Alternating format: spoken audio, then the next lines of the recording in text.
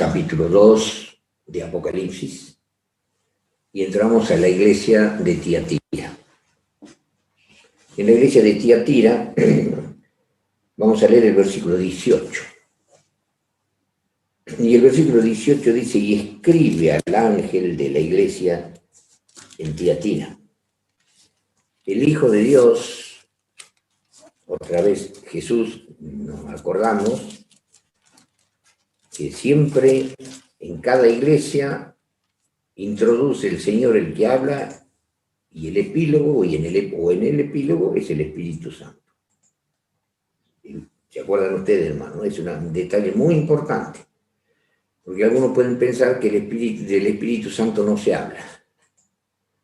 Pero fíjense que poco se habla del Padre también en Apocalipsis, poco se habla del Espíritu Santo, pero mucho se habla de Jesucristo.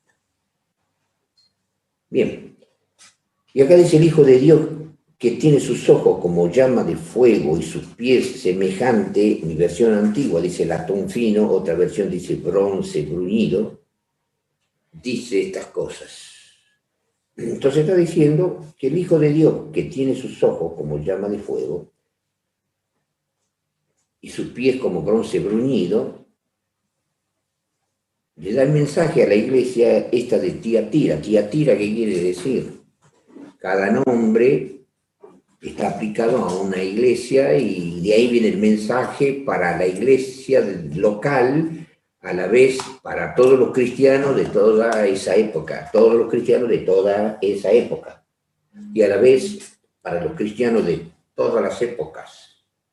Cada mensaje, ya sabemos, tenemos que ver en las 7 iglesias donde estoy yo involucrado, en qué estoy bien o en qué estoy mal en los mensajes de las 7 iglesias, aunque el Señor haya dado el mensaje a Tiatira. Tiatira, que sí tiene una particularidad, por supuesto, que nosotros no la estamos viviendo, es lo que vamos a ver acá, o como hemos visto en Pérgamo, las persecuciones romanas, la guerra. En tiempo de la iglesia de Pérgamo, habían grandes persecuciones, matanzas, sobre todo en la iglesia de Esmirna.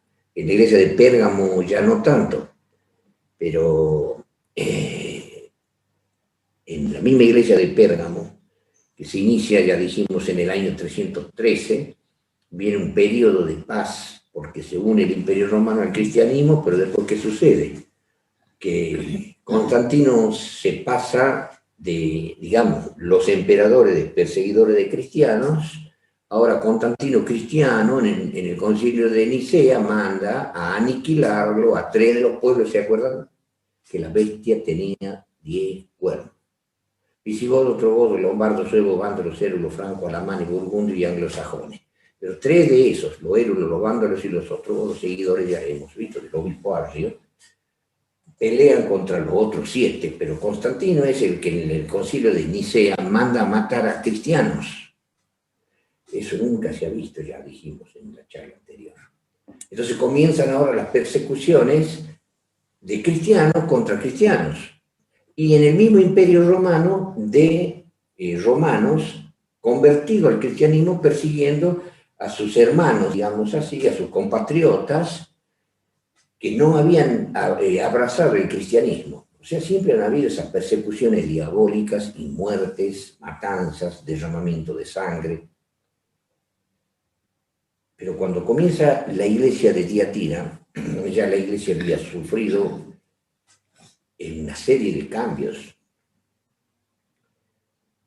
Pero vamos a ver que en estas 3 iglesias que vamos a estudiar, el Señor siempre tiene reproche para cada iglesia. Menos dijimos para la iglesia de Esmirna, que sufrió una persecución, pero ellos estaban agarrados de la fe, tratando, en ese tiempo ya habían muerto los apóstoles, el último Juan, y todavía estaban los vestigios de las grandes verdades sin que hayan sido pisoteadas, o desarticuladas, o diluidas. Y entonces, el Señor a la iglesia de Éfeso, miren ustedes, cuando se manifiesta la potencia del Espíritu Santo, Satanás contrarresta la potencia del Espíritu Santo y es increíble que en medio de la potencia del Espíritu Santo ya habíamos visto cómo muchos cristianos que venían de Judea comenzaron a enseñar que aparte de bautizarse y convertirse a Cristo, todo estaba muy bien, debían circuncidarlo a los gentiles convertidos, así como ellos judíos eran circuncidados, y mandar a guardar todos los ritos de Moisés.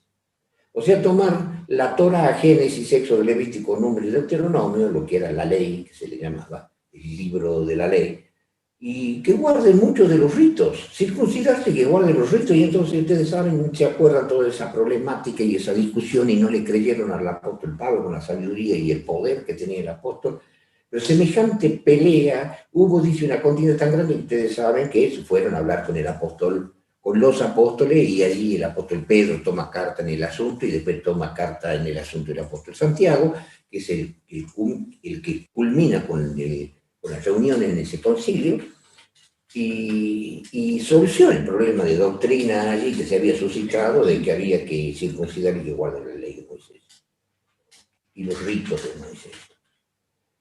Pero Satanás seguía trabajando.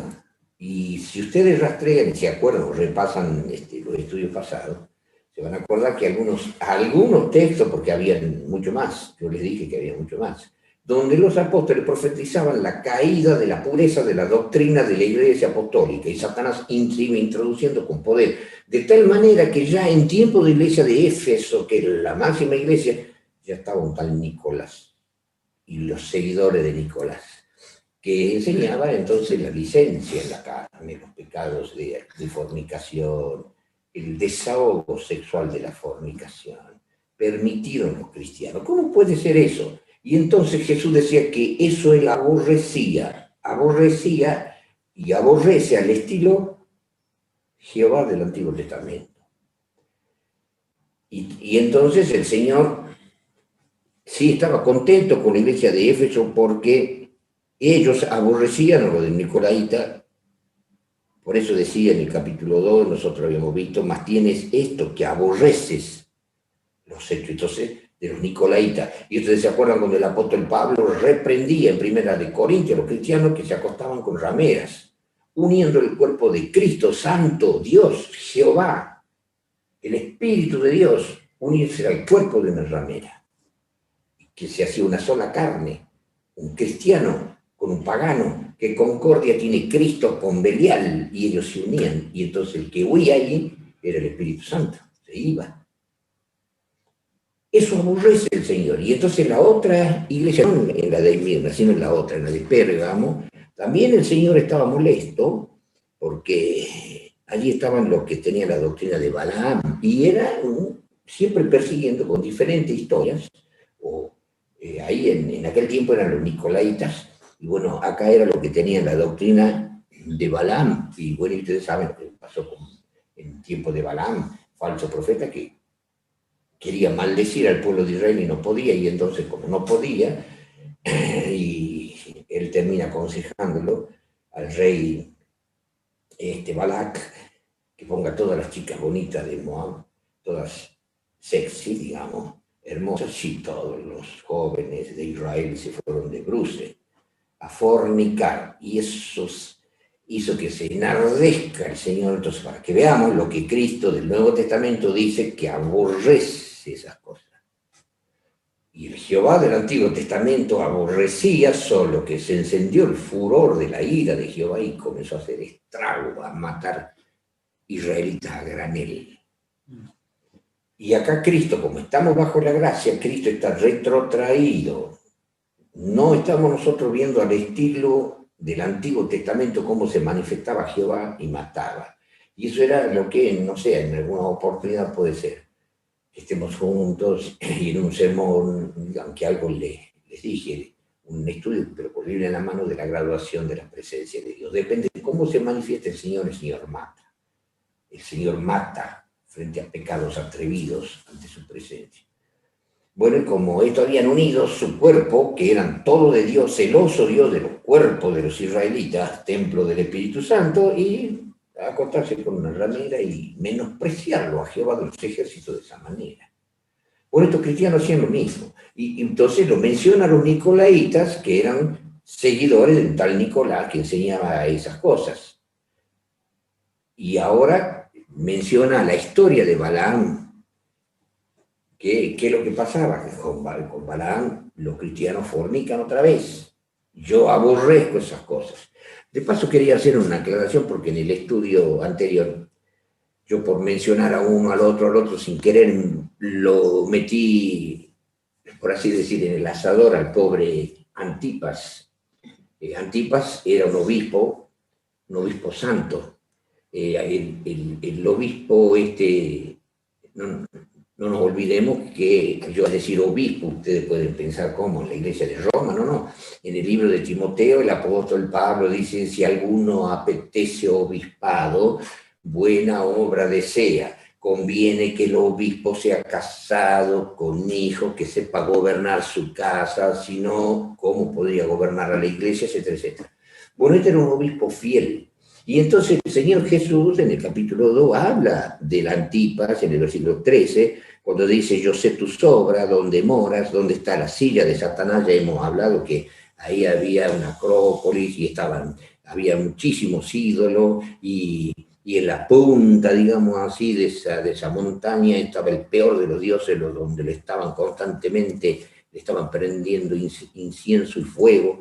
Y entonces Jesús dice, yo sé dónde mora la silla de Satanás, y se ve que el Antipas peleaba con todas esas doctrinas de idolatría, pero peleaban, noten, que ya estaban los gentiles convirtiéndose, y la problemática se daba no en judíos cristianos, sino en cristianos gentiles. Y había un Antipas que peleaba contra esa doctrina, y Jesús lo elogia. Dice, yo sé dónde moras y dónde está la silla de Satanás, y retienes, ahí está, retienes mi nombre, y no has negado mi fe. Eso es importante lo que dice Jesús. Y después dice, lo alaba al Antipas, y entonces dice, y retiene mi nombre y no ha negado mi fe, aún en los días en que fue Antipas mi testigo fiel, el que ha sido muerto entre vosotros donde Satanás mora. O sea que ellos no habían negado su fe, aunque estaba el Antipas peleando por la fe, lo mataron a Antipas, pero ellos han retenido su fe, aún corriendo su vida, peligro de muerte. O sea, no porque lo hayan perseguido a Antipas o lo hayan matado a Antipas, ellos también han cedido a la fe, no vaya a ser que nos persigan y nos maten a nosotros. No, ellos también permanecieron fieles, igual que Antipas. Esas eran virtudes de la iglesia de Pérgamo. Pero el Señor pelea contra todas estas situaciones que se presentan de una manera o de otra para que el hombre peque contra Dios. Y uno de los pecados graves que ha hecho que los hombres se aparten de Dios, toda la existencia del cristianismo y toda la existencia, si nos vamos para atrás, del judaísmo, el adulterio y la fornicación, Y los israelitas tenían algo más, adorar al sol, a la luna, exagero, no eran tan necesariamente así, pero era la tendencia del israelita a adorar a Dios falso, que nosotros quizás no lo entendemos. Porque si alguien me dice a mí, ¿por qué no lo adoramos al sol? ¿Qué diría yo? Este está mal de la cabeza. Hay que internarlo, tiene COVID cerebral. ¿Cómo puedo yo decirle a ustedes qué opinan, hermanos? Vamos a tener un hermoso día de luna llena, vamos a prender incienso y vamos a adorarlo a la luna. ¿Qué me dirían todos ustedes? Estoy mal de la cabeza. ¿Cómo podían los israelitas, conociendo la gloria de Jehová, teniendo semejante historia, o los israelitas que vieron cuando Jehová los libró de Egipto con todas las plagas, con toda la gloria y fuego y relámpago, y el Sinaí, porque Moisés se demoraba nomás, y bueno, Moisés se demora, bueno, hagamos un becerro de oro. Esa tendencia que tenían los israelitas, bueno, los cristianos gentiles no tenían esa tendencia, pero ya se la ingenió Satanás con el tiempo. En los cristianos fieles, los llamados evangélicos, no les entró, pero en los llamados católicos les entró la adoración a las reliquias, a la Virgen María, a los santos, y hay otro tipo de dioses ya. Ya Satanás dice, no, yo con esta gente, con estos gentiles que lo tienen al Cristo. No puedo decir que adoren al sol, la luna y las estrellas, como hacían los israelitas.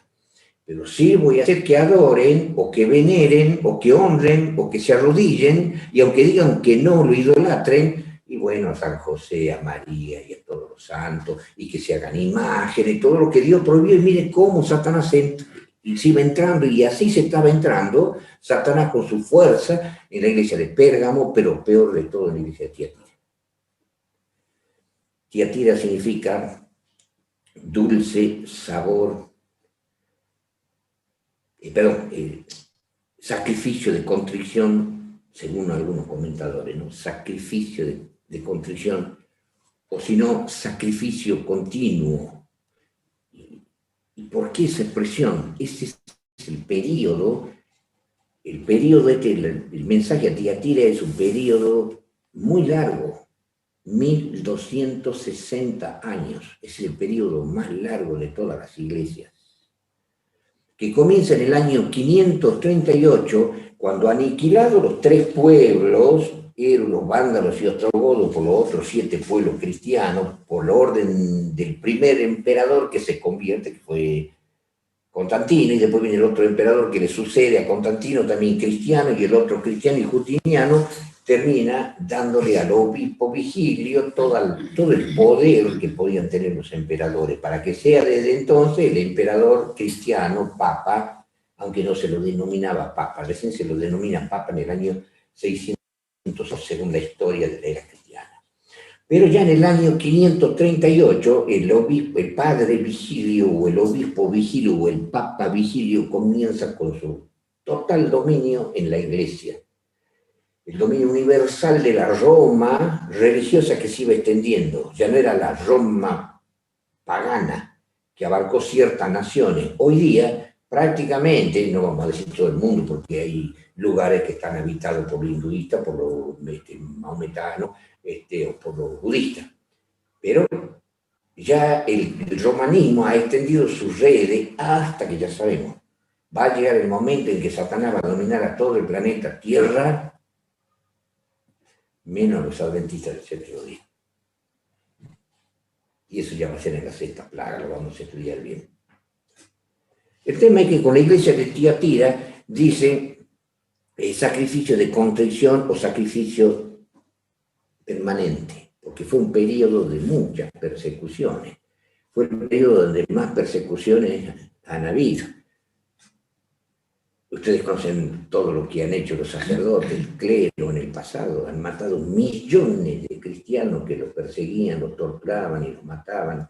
La Santa Inquisición, una brutalidad, hermano. Por eso ese nombre. Entonces el Señor Jesús, en este caso, se presenta en el versículo 18, el Hijo de Dios que tiene sus ojos como llama de fuego.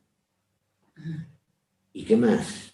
Y bueno, y sus pies semejante, digamos en las versiones revisadas, al bronce bruñido.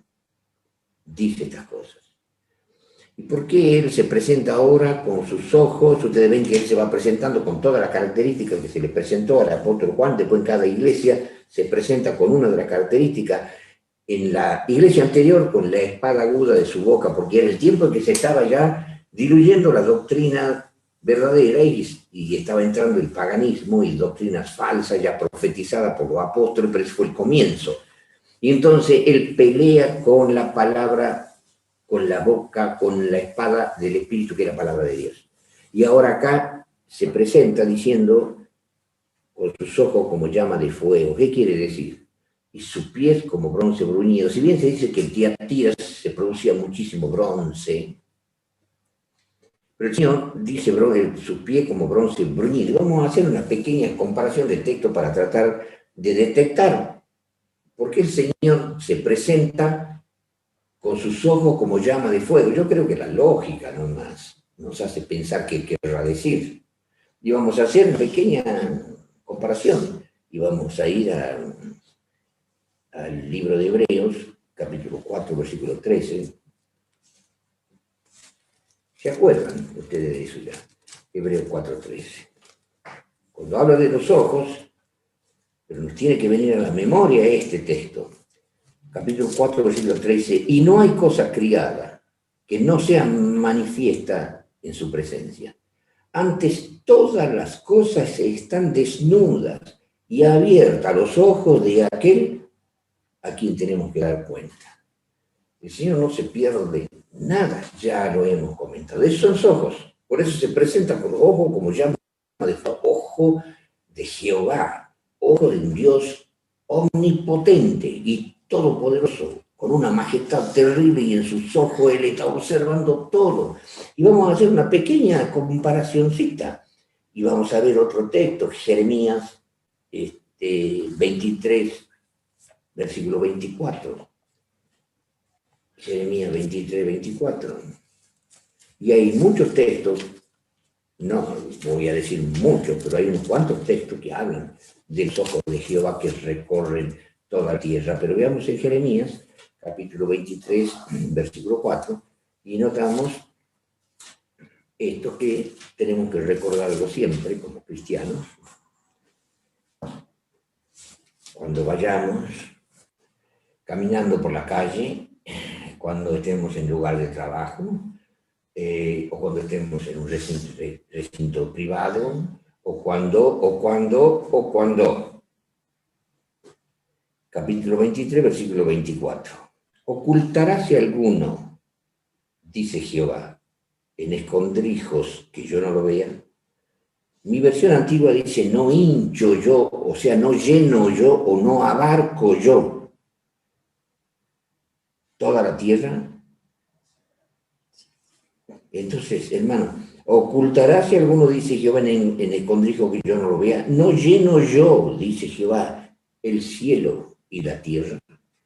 El Señor está mirando cada átomo que compone cada materia de todas las galaxias del universo. Y en el libro de Isaías, todavía el Señor, cuando habla de su creación y de todas las estrellas, dice que Él a todas las estrellas les ha puesto nombre. Y hay una cita así, en mi versión antigua, y en llamándolas yo, parecen delante de mí. Mi versión antigua. ¿Qué quiere decir? Todas las estrellas, y el Señor las conoce, todos los átomos que las conforman, le ha puesto el Señor nombre, y cuando Él las llama, todas las estrellas se presentan delante de Él según su palabra, está en el libro de Isaías. ¿Qué quiere decir esto, hermano? Mucho más allá de lo que nosotros nos podamos imaginar.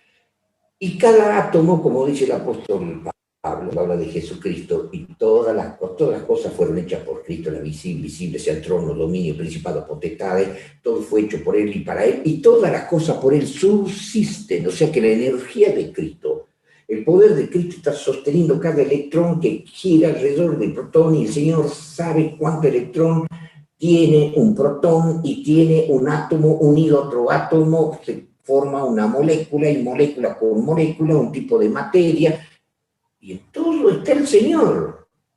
Y en el átomo que está girando por allí, el Señor lo está moviendo con su energía, y lo está mirando y lo está controlando y no se le escapa. Y podrá alguno con su pensamiento en suceso pensar que se está imaginando o sintiendo algo que el Señor no le esté viendo. Entonces se presenta a Cristo con los ojos como llama de fuego y le dice a todos los cristianos, no, yo lo estoy vigilando, yo lo estoy controlando, yo lo estoy viendo, yo lo estoy sintiendo, yo lo estoy palpando. No se me escapa nada. Y cuando habla entonces de sus pies, como bronce bruñido, como latón fino, dice mi versión antigua, como bronce bruñido, ¿qué quieren decir los pies del Señor? Entonces, si hacemos una comparación, hay muchos textos, no digo muchísimos, pero muchos, vamos a leer algunos. Por ejemplo, Isaías 58, 13, ya que estamos en Jeremías, lo tenemos cerquita a Isaías, 58, 13.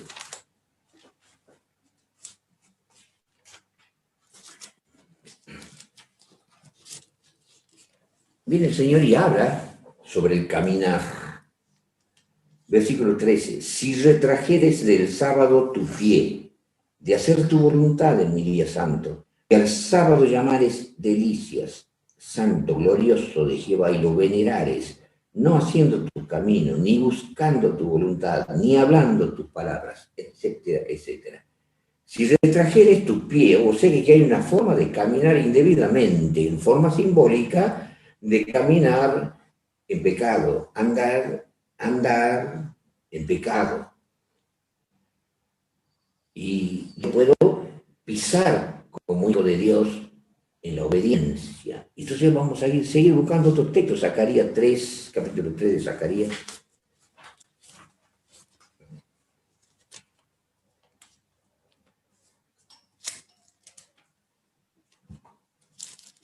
Capítulo 3 de Zacarías.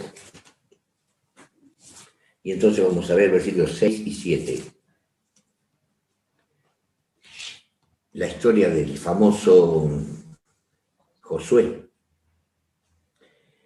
Y el versículo 6 y 7 dice, después que Dios lo limpia de pecado, en ese simbolismo a Josué, el ángel de Jehová, que era Jehová, protestó al mismo Josué diciendo, noten, el ángel de Jehová protestó, dice mi versión antigua, le dijo al mismo Josué, así dice Jehová, o sea que él era, el ángel de Jehová era Jehová, así dice Jehová de los ejércitos, si anduviere por mis caminos, entonces habla de pie, de caminar, si anduviere por mis caminos, y si guardare mi ordenanza, también tú gobernarás mi casa, también tú guardarás mis actos, y es esto que están aquí, yo te daré lugar, plaza.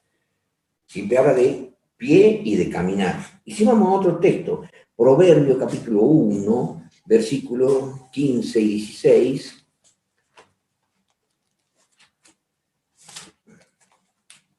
Proverbio capítulo 1, versículos 15 y 16.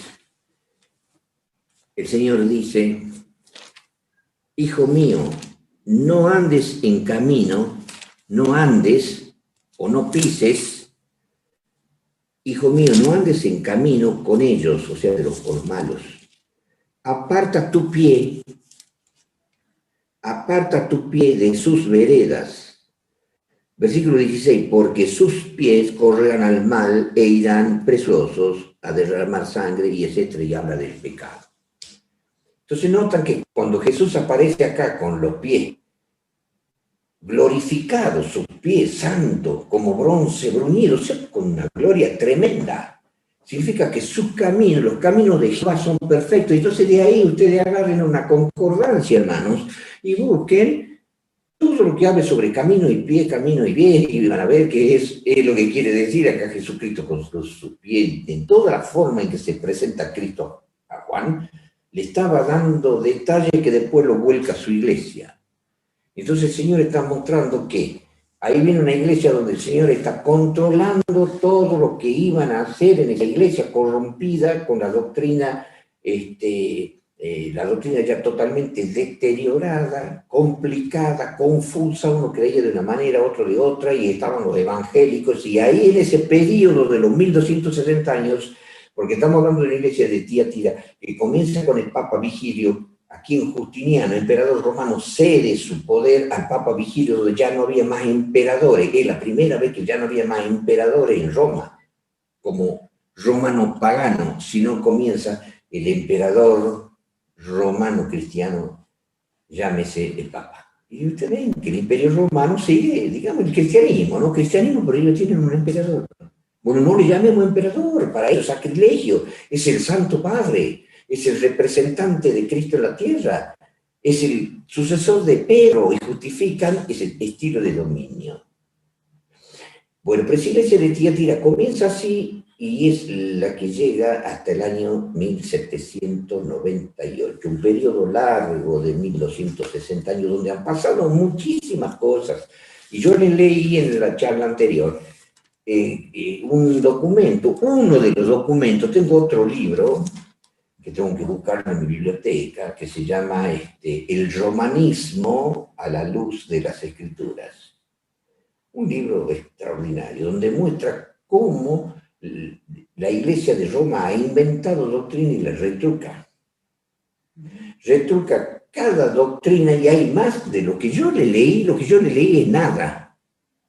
Bah, no voy a exagerar tampoco, pero Pero hay muchas más en ese libro y están todas las fechas de las cosas que se han inventado. Y entonces Jesús le dice, yo estoy mirando todo lo que ustedes están haciendo con la doctrina. Y estoy mirando a cada uno que obedece esa doctrina. Te estoy mirando el corazón, te estoy mirando las emociones, los sentimientos, la psique, tu camino, qué haces y qué no haces a causa de todas esas cosas. Y no andas en mis caminos, no estás pisando por mi camino santo, y Él se muestra con sus pies, que denotan los caminos de Jehová perfectos. Lo que Dios mira, exigiendo perfección, y el caminar del hombre perfección. Por eso se presenta así a la iglesia de Tiatira, que es la que más se corrompió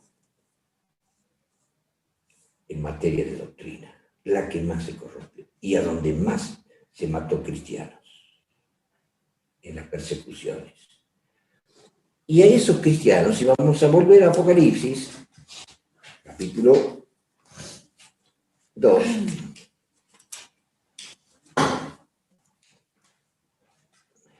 leemos, avanzamos un poquito más, versículo 19, yo he conocido tus obras, y tu caridad, dice mi versión otra vez, y tu amor, y servicio, y fe, y tu paciencia, y que tus obras postreras son más que las primeras. ¿Por qué le dice Jesús así? Y les está hablando a los buenos cristianos, de esa iglesia que estaba corrompida en materia de doctrina, hermanos.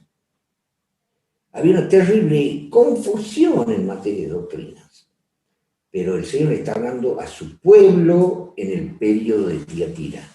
Dios tenía pueblo en el período de Tiatira, compuesto por muchos católicos, digamos así, romanos, que fueron fieles, aunque pueden haber creído en la Virgen, en los santos, y de haber guardado el domingo, pero no lo hacían por maldad, pero Dios estaba buscando lo moral, y ya vamos a ver, no ahora, no creo que tengamos tiempo, la profundidad de Romanos 2 y la profundidad de Romanos 11, que yo me cansé de hablarles a ustedes.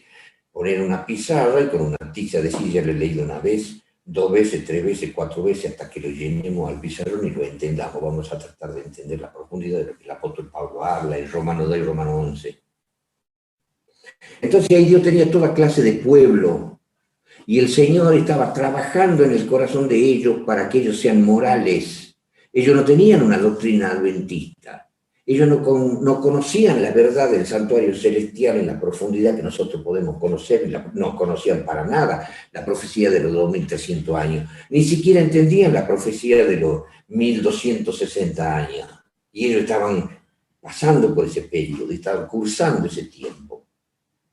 Y entonces les habla a los que eran fieles, y le dice, yo sé que tus obras postreras son mejores que las primeras, porque en ese periodo de desarrollo de esa doctrina corrompida estaban los evangélicos que se agarraban de las verdades de la Biblia, y en la lucha de los cristianos, entonces las obras de ellos, noten, de los perseguidos seguidores de Hus, de Wolf, de Calvino, más adelante hasta el mismo sacerdote Lutero se rebela contra el papado. No eran las obras mejores que las primeras, y los seguidores de Calvino y los hugonotes, millones de hugonotes en Francia que bajaron a la tumba perseguidos por el clero, sosteniendo las verdades de Dios. Y entonces las obras de ellos eran mejores que las primeras a través de ese periodo de 1260 años. Los cristianos no cedían. Dios tuvo muchos hijos de Dios en medio de ese periodo. Muchos no murieron, y muchos sí murieron, y muchos triunfaron, gobernados por el Espíritu Santo, sin que Dios les obligue a guardar toda la doctrina, porque yo hoy día como adventista doy todos los estudios bíblicos que doy, y bueno, no sé si de las claves de la Biblia, o si la fe de Jesús, no sé qué estudios manejarán ustedes o en otras naciones. El tema es que ¿para qué les voy a hablar a ustedes de todos los títulos, de todos los temas adventistas? Y entonces decimos, los evangelistas están perdidos, los testigos de Jehová están perdidos, los mormones están perdidos, los islamitas están perdidos, los mahometanos, los hinduistas, los paganos. No, hermanos, no. No inflemos pecho nosotros, hermanos, que si Dios nos ha elegido, nos humillemos delante de Dios en materia de doctrina, fijémonos y la guardamos. porque cuando más luz tenemos, más condenados somos. Y el pecado está en aquel que sabe hacer lo bueno y no lo hace. Entonces hay muchos paganos y católicos y evangélicos de todas las ramas actualmente donde el Señor trabaja en ellos y no los juzga por el conocimiento. Oh, profundidad de la riqueza, de la sabiduría y de la ciencia de Dios. Cuán inescrutables son sus caminos e insondables sus juicios, porque Dios los encerró a todos para poder tener misericordia. Lo encerró, perdón, en incredulidad. Lo encerró en incredulidad. Y le doy estudio bíblico sobre el sábado y dice, no me convencen, yo no lo acepto, no lo veo así. Y nosotros decimos, ya está condenado. Ya le hablé del sábado. No, hermano, si el Espíritu Santo no le habló con lo que yo le hablé, Dios no lo condena. No le da luz para que no sea condenado. Y le predicamos tal tema y no se convierte, no podemos decir que ya está perdido. El Señor tiene sus hijos a quien Dios no quiere que le llegue la luz para no condenarlo, lo encierra en incredulidad para no condenarlo. Y ya vamos a hablar cuando veamos Romanos 2 y Romanos 11. Que nos vamos a desviar del Apocalipsis y vamos a volver al Apocalipsis, pero tiene que ver con el Apocalipsis. Ahí está en la iglesia de Tiatira ese periodo larguísimo de confusión y de materia de doctrinas diferentes. Y el Señor no lo condena. Y Dios habla de todos esos movimientos, los seguidores de Wolf, de Calvino, los luteros, los hugonotes, los luteranos, los hugonotes, los calvinistas, bueno, todos esos movimientos y cuántos otros movimientos más, el Señor no les condena por la doctrina, sino que sean morales. No creyeron en el sábado, otra cosa, no importa. No creyeron en el santuario o en profecía de acá, profecía de allá, no importa. El Señor lo va a salvar. Y allá el Señor le va a enseñar, dice el hermano Guairo, pero fuera de lo que dice el hermano Guairo, está en el libro de Isaías. El Señor allá le va a enseñar todo lo que no saben acá. Y allá va a resucitar un pagano que adoraba a Buda, pero trabajado por el Espíritu Santo.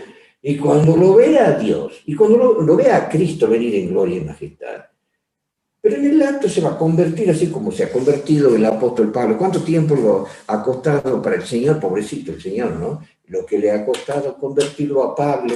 Pablo, un judío, como él dice, yo judío, etcétera, etcétera, y se manda la parte, no es que se manda la parte, sino que muestra su historial, su currículum, fariseo, doctor de la ley, que estudió bajo los pies de Gamaliel, qué sé yo. ¿Cómo podía haberse hecho cristiano? Y bueno, nada más, porque le apareció una luz, le apareció Jesús, y él dice, ¿quién eres, Señor? Le habla, Saulo, Saulo, ¿por qué me persigues? Ya está. ¿Cómo lo convirtió? Saulo, Saulo, ¿por qué me persigues? Ya está. ¿Quién eres, Señor? Yo soy Jesús de Nazaret, a quien tú persigues. Yo no fui, dice, rebelde a la visión celestial. Ahí nomás se convirtió, ¿qué quiere que haga el Señor? Y tiró toda su teología. Bueno, el Señor sabe, cuando ya estén en el cielo, eso que hoy no se pueden convertir y que el Señor Jesús conoce por qué, porque tiene misericordia de ellos.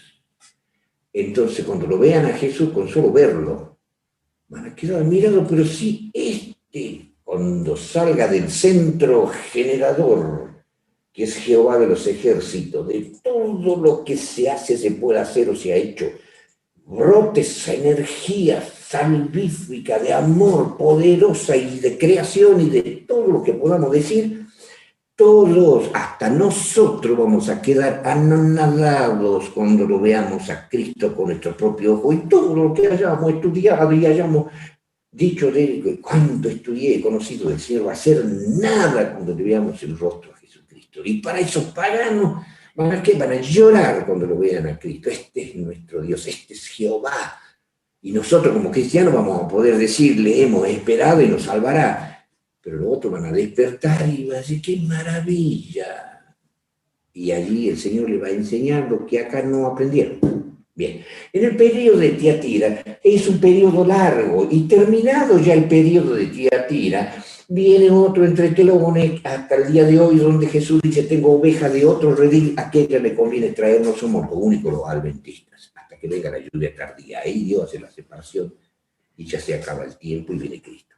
Entonces continuemos, a ellos le habla el Señor, a esos hijitos que eran perseguidos, eran seguidores del Evangelio, hasta donde lo conocían, pero peleaban contra el obispo de Roma, peleaban contra el catolicismo idólatra, y bajaron a la tumba.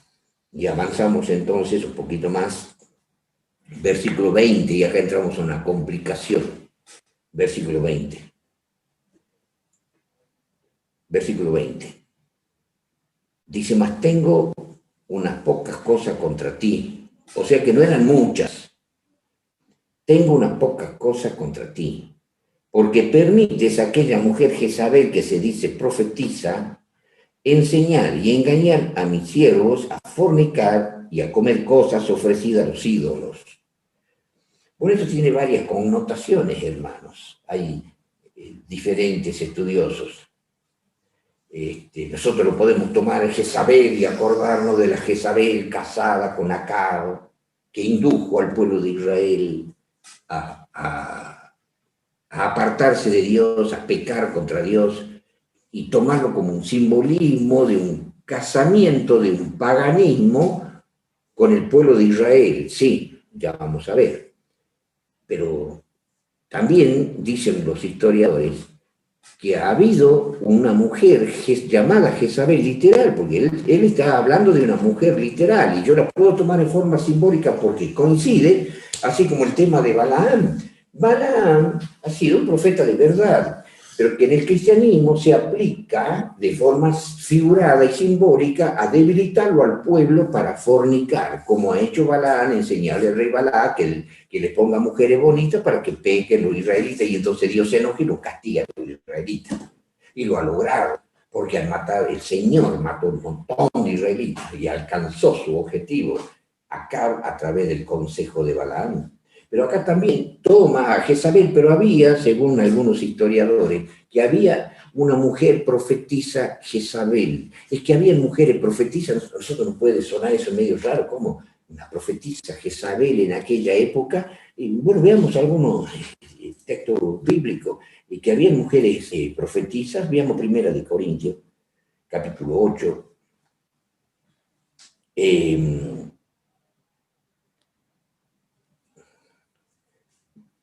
Primero vamos a ver la profetisa.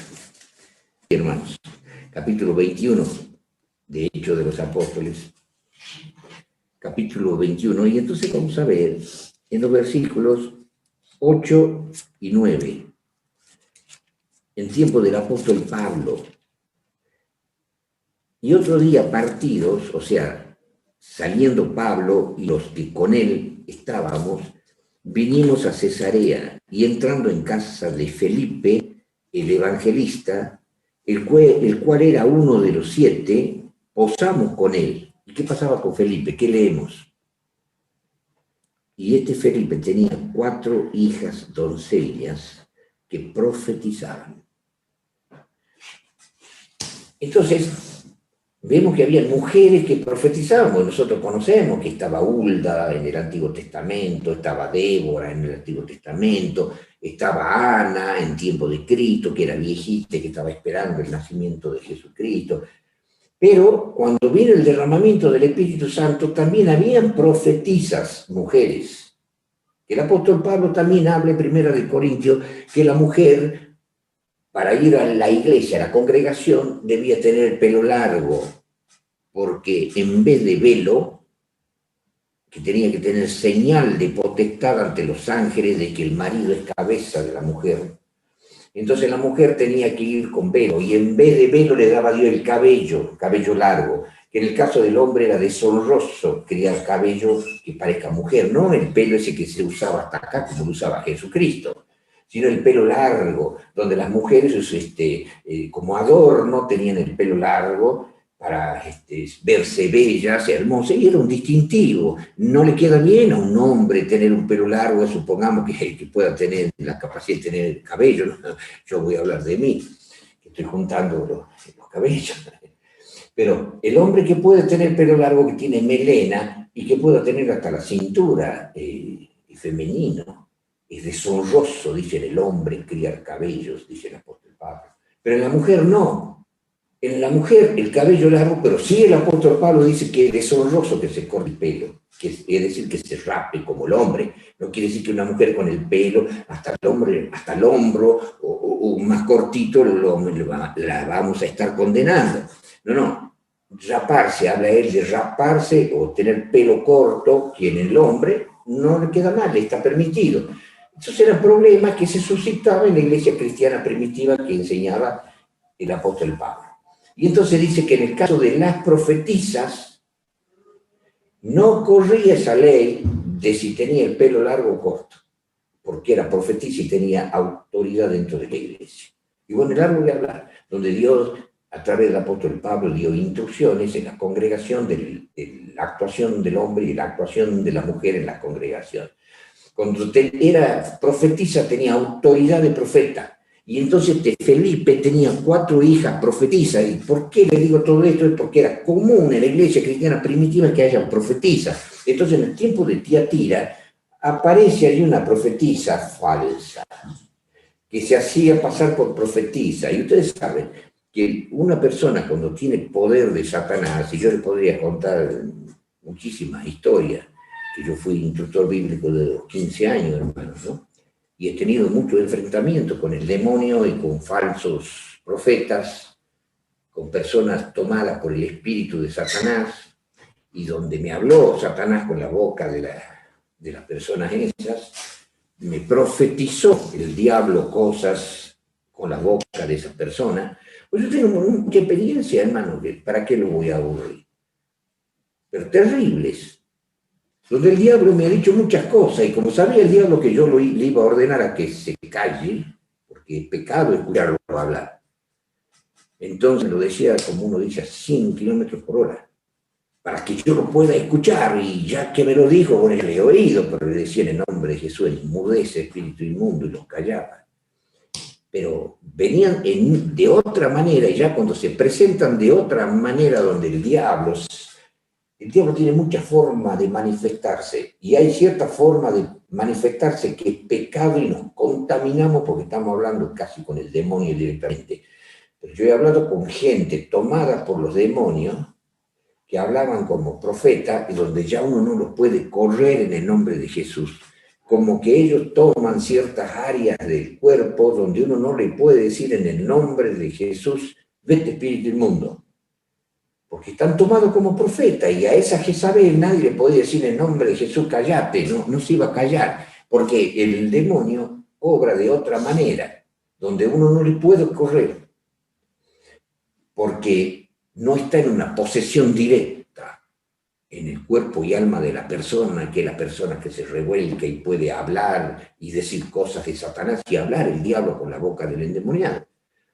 Entonces, estos falsos profetas, por eso es que Jesús dice en San Mateo capítulo 24, vendrán falsos cristos y falsos profetas y harán grandes señales, milagros y prodigios, y nosotros no vamos a estar diciendo en el nombre de Jesús, callate, y correr, no, el demonio se manifiesta de otra manera, al estilo Espíritu Santo en el hombre, que el Espíritu de Dios nos dirige, nos gobierna, nos enseña, nos hace hablar, nos hace decir, nos conduce de una forma misteriosa. Bueno, el diablo también lo hace, pero está legítimo, yo no lo puedo correr, porque no le invade el cuerpo, le está dictando desde afuera. Entonces, ¿cómo lo voy a correr si no está dentro de ese hombre? Está dictando, en el caso nuestro, el Espíritu Santo sí está dentro nuestro, y ese no, nadie lo puede correr, eso no se discute, es el Señor.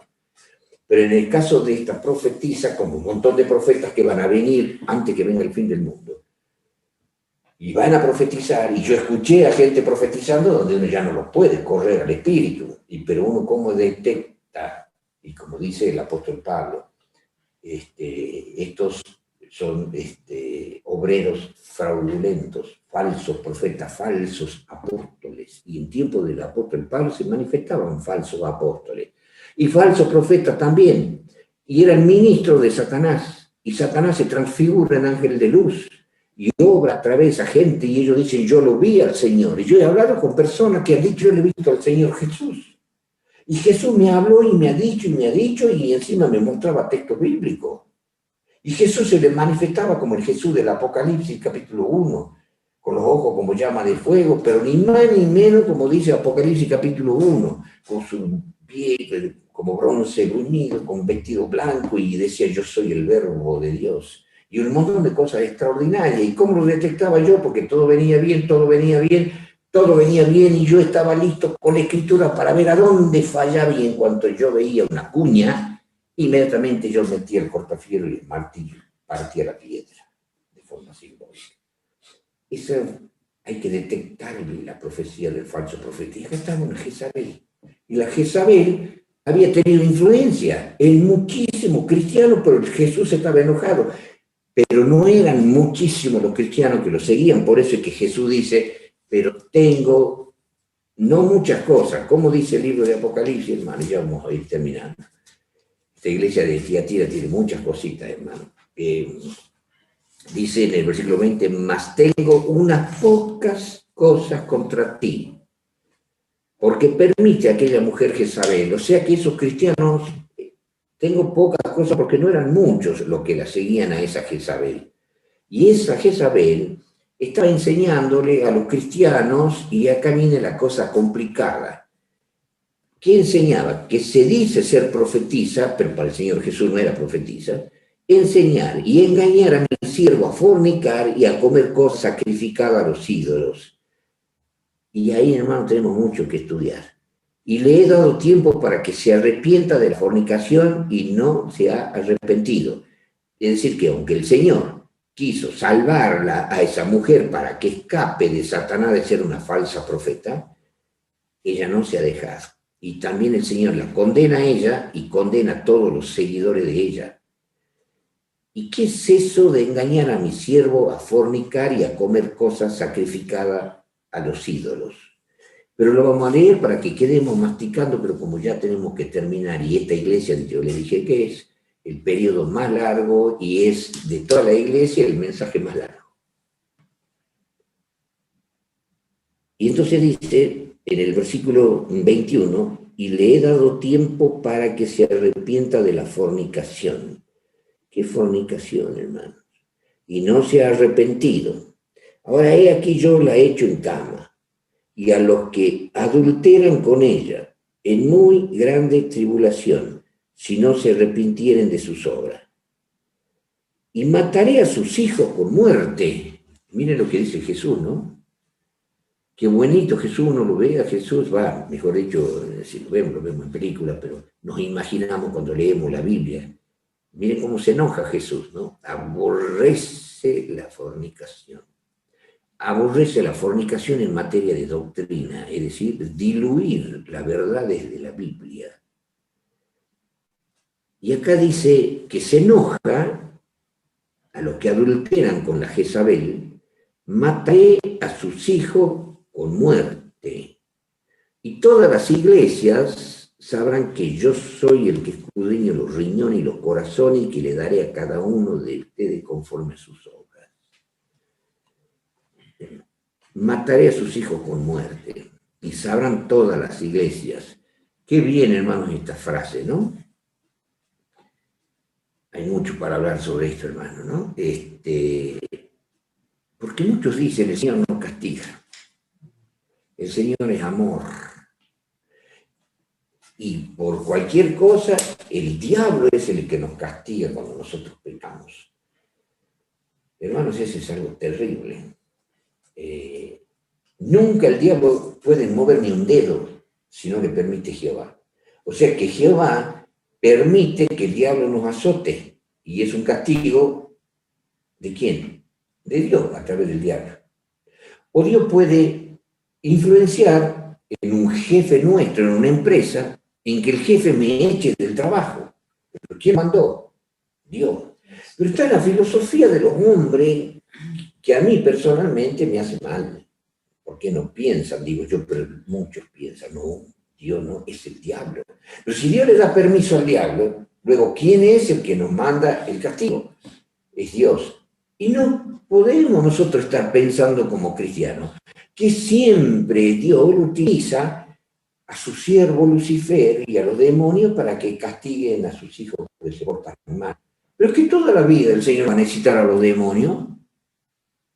El Señor puede mandar a los ángeles. Nosotros tenemos una historia. En el tiempo esa historia del Antiguo Testamento de Isaías de Senaquerib, cuando se mofa de Jehová y entonces Josafat ora a Dios, Señor, mira lo que ha dicho. Y entonces el Señor dice, no, yo he escuchado todo, yo he sentido todo lo que han dicho. Y después le mandó a decir por el profeta, yo he conocido tu levantarte y tu sentarte en la palabra. Todo lo que vos hacés estás ante mis ojos, yo te he mirado. Bueno, ahora ustedes no van a salir a pelear, yo les comenté, yo voy a pelear contra ellos, mandó al ángel de Jehová. Y el ángel de Jehová mató en una sola noche, ¿cuántos enemigos? ¿Se acuerdan ustedes? 180.000 personas. Bien. Amanecieron muertos todos los soldados que había. Y ahora vamos a decir, al estilo de esos adventistas que yo molesto, el diablo los mató, porque el Señor el Señor no castiga. Lo llamó a Lucifer, y Lucifer lo llamó al demonio Albertín, o Coco, o Lolo. Vayan ustedes y maten. No, el Señor no está, tenemos que entender que el Señor no está dependiendo siempre del demonio. Allí fue un ángel, y vamos a ver 1000 historias donde Jehová castigó. Es Él el que castiga. Y puede castigar de diferentes maneras, utilizar un instrumento o no. Y acá entonces Jesús nos da un hermoso chirro espiritual para que abramos los ojos y nos demos cuenta de que no podemos tener esos pensamientos. Dios es amor, nos da tiempo para que nos arrepintamos, y si no nos arrepentimos, Jesús mismo dice, yo, no el diablo, yo reprendo y castigo a los que amo. Sé pues celoso y arrepiéntete. Y Él nos castiga con amor. Primero no nos castiga. El Señor nos da bendiciones, nos llama. No hacemos caso, nos da tiempo para que nos arrepintamos, como dice acá. Si no nos arrepentimos, y entonces el Señor nos castiga con amor. Y como dice Hebreo en el capítulo 12, Dios nos da un castigo amoroso, como nuestros padres nos castigan, dice el apóstol Pablo, que era para el conocimiento del Padre, para el entendimiento del Padre, pensando que era lo mejor. En cambio Dios, dice, nos da un castigo para lo que es provechoso, aunque no produzca dolor. Bueno, ese es el castigo de amor. Pero el profeta Jeremías, no Roberto Íñigo, el profeta Jeremías dice, Señor, castígame con tu juicio, mas no con tu ira, para que no me destruyas. Y yo hablé con Jeremías y le dije, mira Jeremías, conciencia vos tendrías que haber orado así. Señor, permíteme, yo voy a hablar con el diablo. Mira, Lucifer, cuando Dios te dé permiso, castigame con la misericordia de Dios, pero no con la ira de Dios, porque a través tuyo me va a destruir. Hermanos, hay cosas que creen los adventistas que es para agarrarse la cabeza. No, hermanos.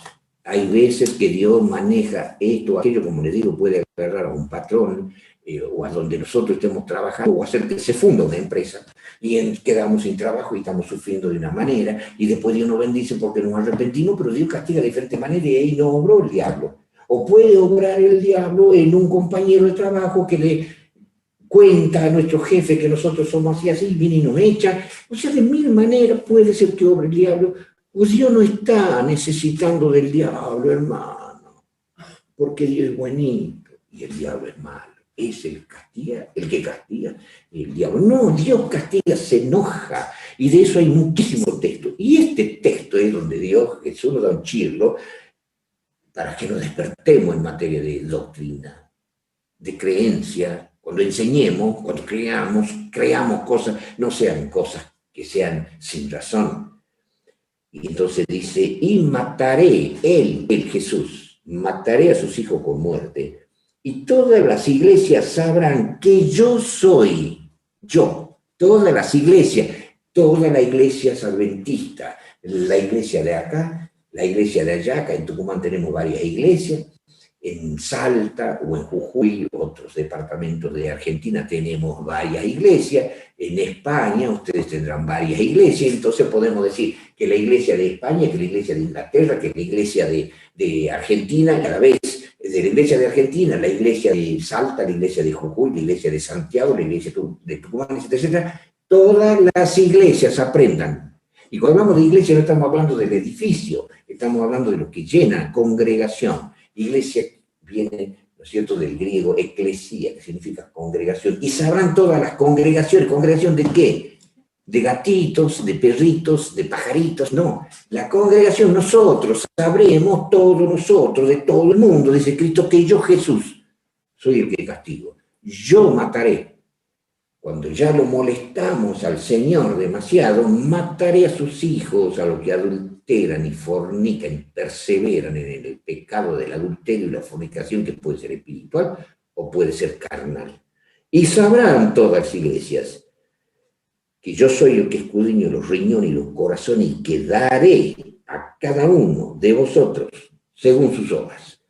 Y eso lo toqué al versículo, no lo vamos a volver a tocar cuando desarrollemos el tema en profundidad. Pero los dejo pensando, hermanos. Esto, la iglesia de Tiatira, tiene muchos vericuetos espirituales. Y tenemos que ver por qué Jezabel y qué más vamos a saber de Jezabel y qué más tenemos que saber de fornicación y qué más tenemos que saber de idolatrías, etcétera, etcétera. Continuamos para la próxima clase, hermanos queridos, si Dios quiere, y estamos juntos otra vez. Jesús los bendiga a todos y gracias por escuchar y tenerme paciencia.